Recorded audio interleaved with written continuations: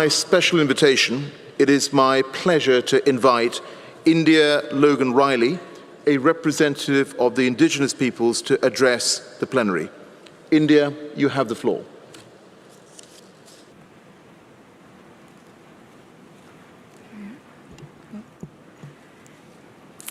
Tēnā tātou katoa. Hello everyone. Ko kahuraniki te maunga, ko toki te awa, ko ngaruroro te awa, ko tūtaikuri te awa, ko ngāt kangunu te iwi, tihei Māori ora, ko India Mero Logan-Riley aho. My name is India, and I am from a nation called Ngāt Kahungunu on the east coast of the North Island of Aotearoa, colonially known as New Zealand. In February of last year, catastrophic climate change-fueled wildfires tore their way across eastern Australia. The smoke cloud was so big that the sun turned red in my own homelands, far from the east coast of Australia. At that time, I was supporting my younger brother in hospital, and the doctors told us that they were seeing higher amounts of people with breathing issues related to the smoke in the air. In that moment, our health was bound to the struggle of the land and people in another country. In the impacts of climate change, our fates are intertwined, as are the historic forces that have brought us together today. Before we embark on these 2 weeks of negotiations, it is important to reflect on how we ended up in this room, with thousands of other people masked up and poised to deliberate. And to do this, I must go back hundreds of years into the roots of imperialist expansion and the story of my own community.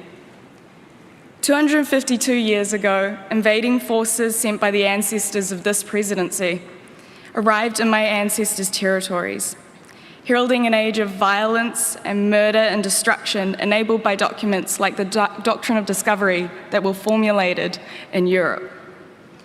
Land in my region was stolen by the British Crown in order to extract oil and suck the land of all its nutrients, while seeking to displace my people and end our practices.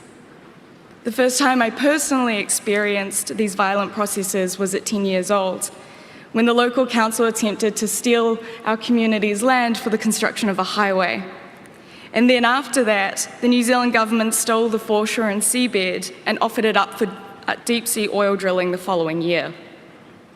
These historic forces continue to shape my life and have brought me here.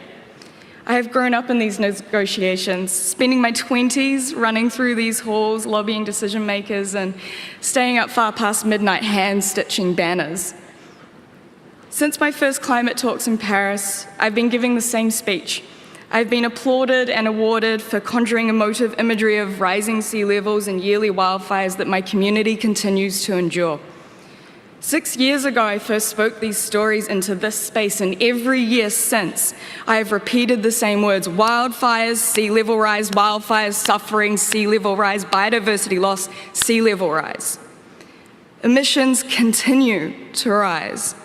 I'm the same age as these negotiations. I've grown up, graduated, fallen in love, fallen out of love, stopped and changed a couple of careers along the way, all while the global north, colonial governments and corporations fudge with the future. And as indigenous, knowing that this history shows us that hands and minds made this present world, and so it is also hands and hearts and minds that can remake it. And it is indigenous and frontline communities that are leading this remaking. We're keeping fossil fuels in the ground and stopping fossil fuel expansion. We're halting infrastructure that would increase emissions and saying no to false solutions. In fact, in the US and Canada alone, Indigenous resistance has stopped or delayed greenhouse gas pollution equivalent to at least 1/4 of annual emissions. What we do works. In the face of mediocre leadership, Indigenous peoples shine through. This is all to say that climate change is the final outcome of the colonial project, and in our response, we must be decolonial, rooted in justice and care for communities like mine who have borne the burden of the global north greed for far too long. I cannot put it more simply than that we know what we are doing, and if you aren't willing to back us or let us lead, then you're complicit in the death and destruction that is happening across the globe. Rights frameworks must be entrenched in the Paris rulebook. Finance must be redistributed from the likes of war games in the Pacific towards loss and damage and a just transition. And richer countries have to commit to steep emissions reductions this decade, rather than palming off responsibility through carbon markets.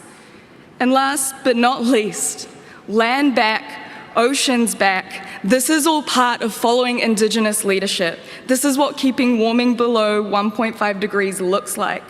This is an invitation to you. This COP, learn our histories, listen to our stories, honour our knowledge, and get in line or get out of the way. Kia ora. Thank you.